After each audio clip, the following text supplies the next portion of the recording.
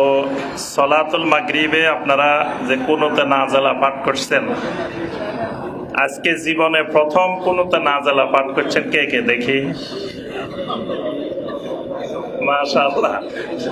তো দেখা যায় 90% মনে হয় আজকে জীবনে প্রথম, নাকি? সলাতে কুনুতে নাজেলা পাঠ করতে হয় বা করা হয়, এটা কি জানতেন আগে থেকে? কিন্তু করা হয় নাই, এবং আমাদের দেশে তেমন একটা করা হয় না।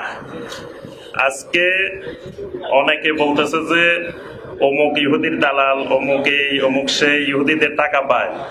যারা এগুলা বলেন তারা এখনো কোথাও কোনোতে নাজেলা পাঠ করছেন, নবী সাল্লাল্লাহু আলাইহি ওয়াসাল্লামের এই সুন্নাহ পাঠ করছেন, এই কথা আমরা দেখিও না, শুনিও না। কিন্তু আলহামদুলিল্লাহ, বাংলাদেশের সমস্ত সালাফি মানহাজের মসজিদে, সমস্ত এলাকায় প্রতিদিন নামাজের মধ্যে হাজার হাজার মসজিদে কুনুতে নাজেলা পাঠ করা হয়। কারণ আল্লাহ সুবহানাহু ওয়া তাআলা বলছেন, ইয়া আইয়ুহাল্লাযীনা আমানুস্তাঈনু বিস-সাবরি ওয়াস-সালাহ।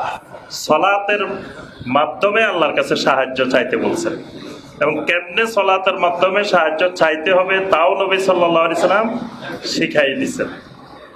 কিন্তু নবী সাল্লাল্লাহু আলাইহি সাল্লামের সুন্নাহ পদ্ধতিতে ইহুদিদেরকে বদদোয়া দিয়ে মুসলিম উম্মার মুক্তির জন্য, মাজলুমদের মুক্তির জন্য, মসজিদে আকসার মুক্তির জন্য যারা দোয়া করেন তারা হয়ে গেছে ইহুদির দালাল।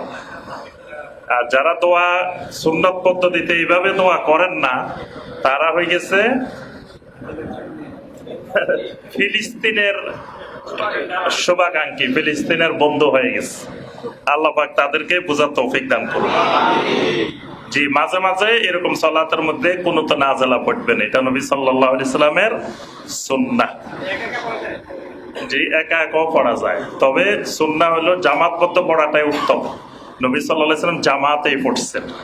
নবী সাল্লাল্লাহু আলাইহি সাল্লাম আপনার রেল, জাকওয়ান এদেরকে বদদোয়া দিয়ে জামাতে পড়ছেন সালাতুল মধ্যে। বিশেষ করে সালাতুল ফজরে নবী সাল্লাল্লাহু আলাইহি সাল্লাম বেশি বেশি পাঠ করতেন। সালাতুল ফজরের দ্বিতীয় রাকাতে রুকু থেকে উঠার পরে।